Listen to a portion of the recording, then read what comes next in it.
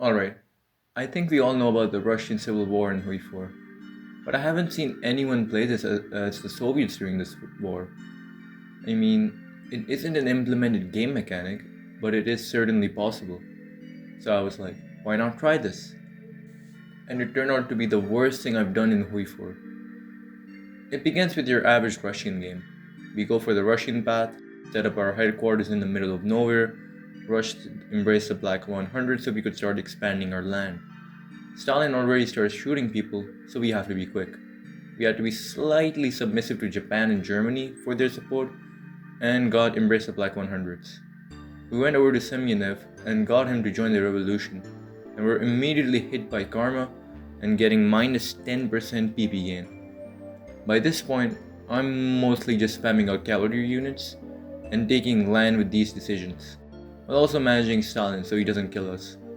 For some reason, this sub-3 general decides to accuse Zhukov out of all people.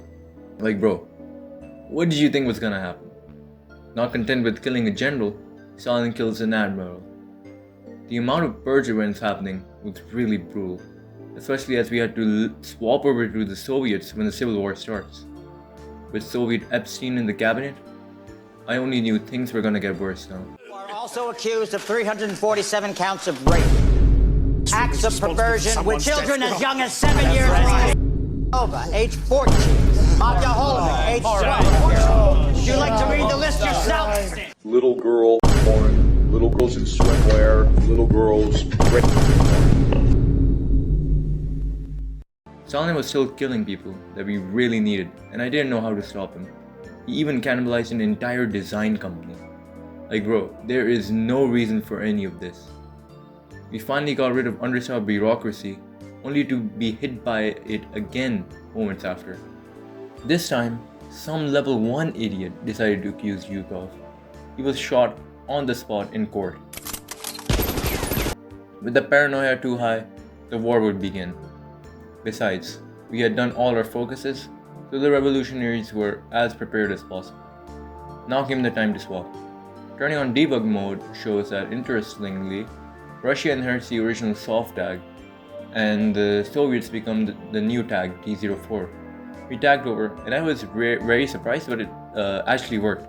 The focuses were fine, and we somehow did lose like all of our factories, like production lines. Apparently some guy just walked into all of our factories and told everybody to leave. Since Ilyushin was gone, and somehow Mig as well, we had to deal with this shitty designer. And if you are wondering, the option to restore Ilyushin disappeared. I decided to make some ships, and turns out, if you click on the 1936 heavy shape, your game literally crashes. So if you're planning to do this, do not press this button. So I had to redo all the setup. As soon as I unpaused, some little critters popped up all over my nation that we had to stomp over. Easier said than done. I was pretty confident, and with us having all of Russia's territory and most of its industry, I decided that if we grinded them enough, we would win. We were hit by our first revolt that we crushed. Following that, Karelia and Georgia both rose up. This was very much turning into a game of back-on-up.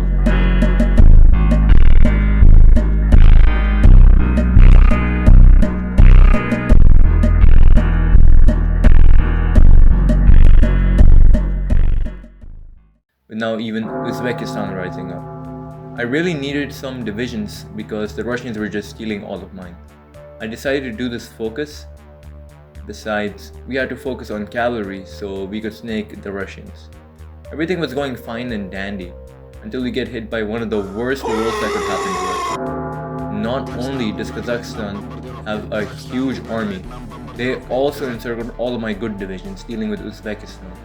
And since the Russians were pussies and had allied with every single breakaway state, their entire army also arrived in Kazakhstan and soon took Stalingrad. To make things even worse, Kalmykia rose up and had extended my front lines to new levels. Realizing my predicament, I moved all of my troops from the wastelands of Siberia over. After some brutal fighting, we put down Kalmykia and encircled a few divisions.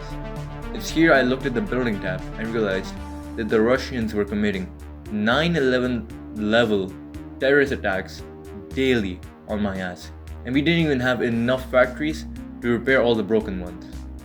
The fighting in the steppe was brutal. They kept encircling us and we kept encircling them. I decided to spam out cavalry divisions, as I thought with cavalry spam you could snake around and encircle their divisions, and even got a cavalry advisor. If things weren't bad enough, Dagestan rose up and our already thin lines had to be cut down to deal with them. After taking Dagestan out, I saw some weakness in the Russian line and slammed our divisions through, north and south, and almost cut off a huge portion of their army in front of Stalingrad. And just as things started to get better for us, we were hit by the most devastating revolt so far. Ukraine had risen up. We had no army to deal with literally the strongest revolt nation. We had encircled so much, but unfortunately, all of these were literally our own divisions that the Russians had kept stealing. So even this encirclement had no point. After clearing out the encirclements, but with terrible supply, this took 3 to 5 business days to accomplish. Things were so desperate, I was searching for any buff I could get. Things were just falling apart. Too many of our divisions had disappeared for us to do anything effectively, and we kept getting encircled because of our thin line. Even closing encirclements was just not happening. In an act of desperation, I rushed my cavalry through Ukraine to snake their VPs, and was rewarded by even Belarus rebelling. Soon, I moved every single one of my divisions to Ukraine to crush them, then turn east.